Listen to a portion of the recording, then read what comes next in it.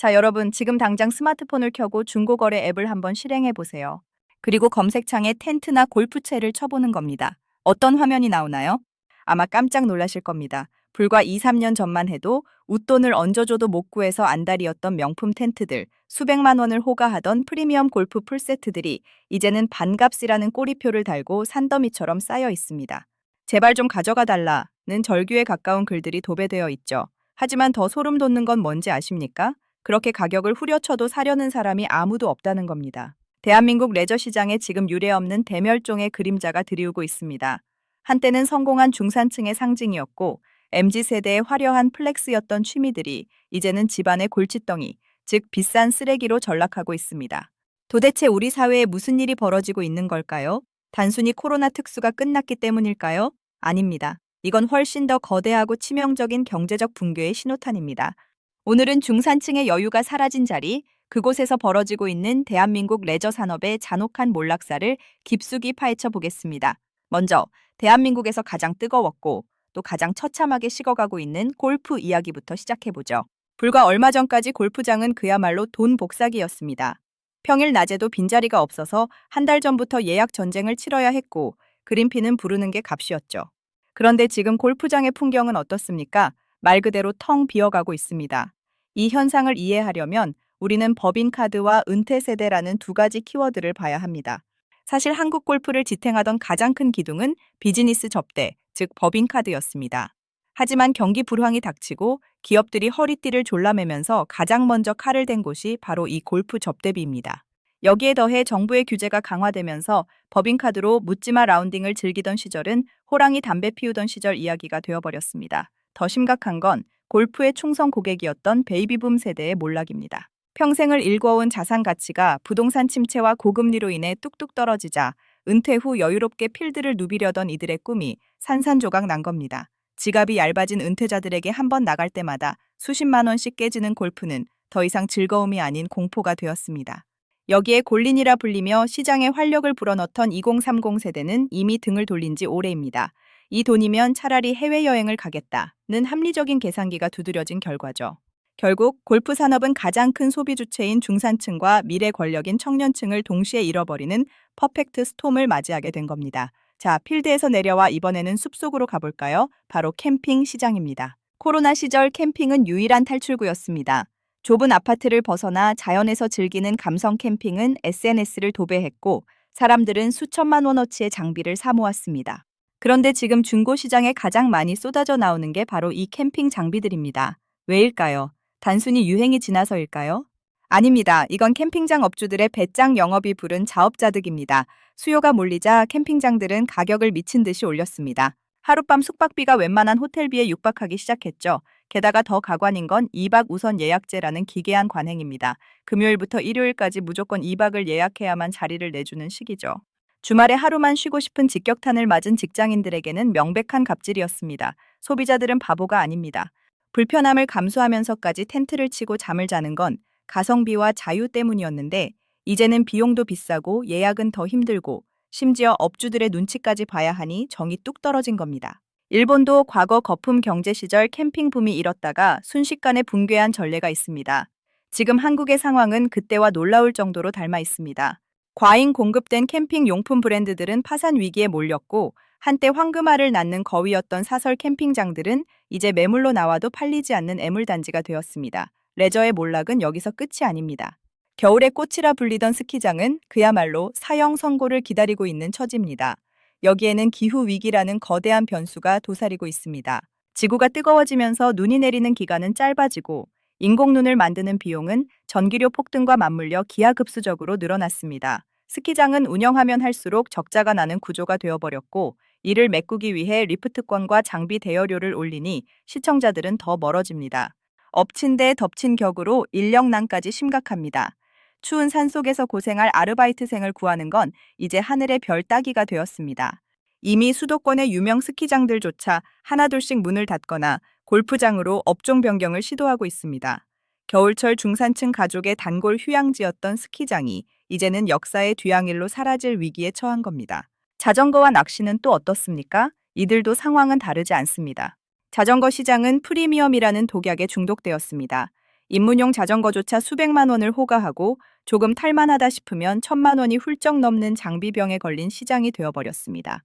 진입 장벽을 스스로 높여버린 결과 새로운 유입은 끊기고 고령화된 동호인들만 남게 되었습니다. 낚시 또한 마찬가지입니다. 어자원은 고갈되고 환경 규제는 강화되는데 출조 비용은 계속 오릅니다. 한때 국민 취미 1위라던 낚시는 이제 돈과 시간이 아주 많은 일부 노년층의 전유물이 되어가고 있습니다. 여러분, 우리는 여기서 아주 중요한 질문을 던져야 합니다. 왜 이 모든 레저들이 약속이라도 한 듯 동시다발적으로 무너지고 있는 걸까요? 그 핵심에는 대한민국 중산층의 붕괴라는 잔혹한 진실이 숨어 있습니다. 경제학적으로 볼 때 레저와 취미는 가처분 소득, 즉 세금 내고 빚 갚고 남은 돈으로 즐기는 영역입니다. 그런데 지금 한국 중산층의 주머니에 남은 돈이 없습니다. 미친 듯이 치솟은 대출이자, 자고 나면 오르는 외식 물가, 그리고 불안한 노후 준비까지 중산층에게 취미는 이제 여유가 아니라 사치이자 짐이 되어버린 겁니다. 과거에는 힘들어도 주말에 골프 한 번 치고 캠핑 가서 고기 구워 먹으며 스트레스를 풀었습니다. 그게 다시 일주일간 일할 수 있는 동력이었죠. 하지만 이제는 그 동력 자체가 끊겨버렸습니다. 취미를 포기한다는 건 단순히 노는 걸 멈춘다는 뜻이 아닙니다. 삶의 질이 급격히 하락하고 있으며 우리 사회가 활력을 잃고 극단적인 생존 모드로 진입했다는 것을 의미합니다. 특히 2030 세대의 변화는 더 극명합니다. 이들은 가성비와 효율의 끝판왕입니다. 부모 세대처럼 과시하기 위해 비싼 장비를 사고 불편함을 견디며 레저를 즐기지 않습니다. 대신 유튜브를 보거나 저렴한 러닝을 하거나 집에서 게임을 즐기는 쪽을 택합니다. 취미에 돈을 쓰는 것 자체가 손해라는 인식이 퍼지기 시작한 겁니다. 이런 인식의 변화는 레저 산업의 기초 체력을 완전히 갉아먹고 있습니다. 자, 이제 결론을 내려보겠습니다. 지금 우리 눈앞에서 벌어지는 텐트와 골프채의 투매 현상은 단순한 유행의 변화가 아닙니다. 그것은 한국 경제의 허리였던 중산층이 더 이상 버틸 수 없다며 보내는 비명이자 탈출 신호입니다. 화려했던 레저의 시대는 가고 이제는 생존의 시대가 왔습니다. 한때 우리를 설레게 했던 그 비싼 장비들이 이제는 중고 시장에서 찬바람을 맞으며 누군가의 선택을 기다리고 있습니다. 하지만 그 선택을 해줄 중산층은 이미 시장을 떠났습니다. 과연 대한민국 레저 산업은 다시 부활할 수 있을까요? 아니면 이대로 일본의 잃어버린 30년처럼 긴 침체의 늪으로 빠져들게 될까요? 분명한 건 우리가 알던 여유 있는 삶의 공식은 이제 완전히 바뀌어야 한다는 겁니다. 취미가 짐이 된 시대, 여러분의 창고에는 어떤 장비들이 잠자고 있습니까? 그리고 여러분의 지갑에는 얼마만큼의 여유가 남아 있습니까? 오늘 이야기는 여기서 마치겠습니다. 우리 사회에 사라진 여유에 대해, 그리고 다시 찾아와야 할 진정한 휴식에 대해 여러분은 어떻게 생각하시나요? 지금까지 대한민국 레저 잔혹사, 그 몰락의 현장을 살펴본 지식위드였습니다. 다음 시간에도 여러분의 눈을 뜨게 할 생생하고 날카로운 이야기로 돌아오겠습니다. 자, 여기서 끝이 아닙니다. 우리는 조금 더 본질적인 부분을 들여다볼 필요가 있습니다. 레저 산업의 붕괴가 가져올 후폭풍 말입니다. 이건 단순히 취미용품 판매점 사장님이 망하는 수준에서 끝나지 않습니다. 관광지 주변의 식당, 숙박업소, 그리고 수많은 일자리들이 도미노처럼 무너지고 있습니다. 지방자치단체들은 관광 활성화라는 이름으로 수천억 원의 예산을 들여 캠핑장과 골프장을 유치했지만 이제 그 시설들은 세금만 잡아먹는 유령시설이 될 위기에 처했습니다. 우리는 이제 레저의 거품이 빠지는 과정을 고통스럽게 지켜봐야 합니다. 하지만 이 고통 뒤에 남아야 할 것은 무엇일까요?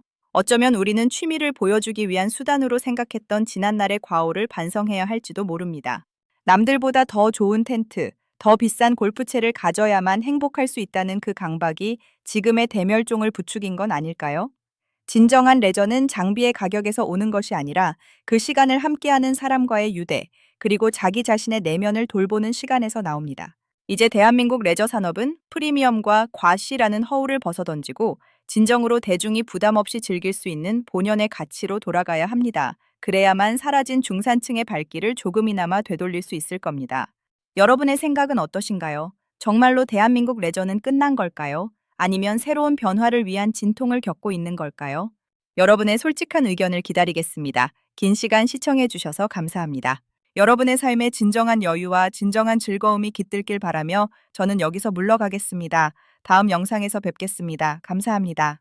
그런데 말입니다. 이 모든 현상의 끝에 우리가 정말 주목해야 할 한 가지가 더 있습니다. 바로 공간의 이동입니다. 야외 레저가 죽어가는 사이 사람들은 어디로 가고 있을까요? 놀랍게도 그들은 다시 도시 안으로, 그리고 가상 세계로 숨어들고 있습니다. 수백만 원짜리 텐트 대신 집에서 넷플릭스를 보거나 홈 트레이닝을 하는 인구가 폭발적으로 늘었습니다.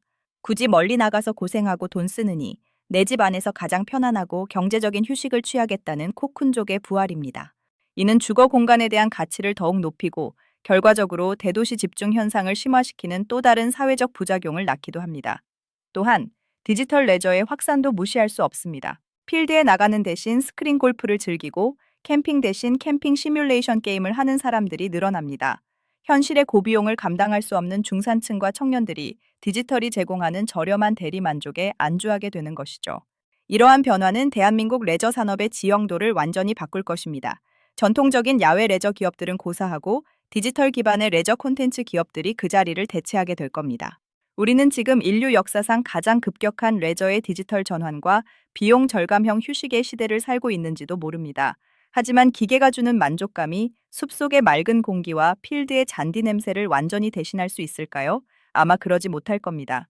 결국 인간은 다시 자연으로 나가고 싶어 할 것이고, 그때가 오면 우리는 지금과는 전혀 다른, 훨씬 더 성숙하고 거품 없는 레저 문화를 만들어야 할 것입니다. 비싼 장비가 없어도, 화려한 예약권이 없어도 누구나 자연을 벗삼아 쉴 수 있는 권리. 우리가 잊고 지냈던 레저의 민주화가 필요한 시점입니다. 오늘의 긴 여정, 여기서 진짜 마칩니다. 여러분의 댓글 하나하나가 저희 채널에 큰 힘이 됩니다. 이 영상이 유익했다면 구독과 좋아요 부탁드립니다. 대한민국 중산층의 다시 일어설 그날을 응원하며 지식 위드는 멈추지 않고 계속됩니다. 감사합니다. 성투하시고 또 건강한 휴식 즐기시길 바랍니다. 안녕히 계십시오.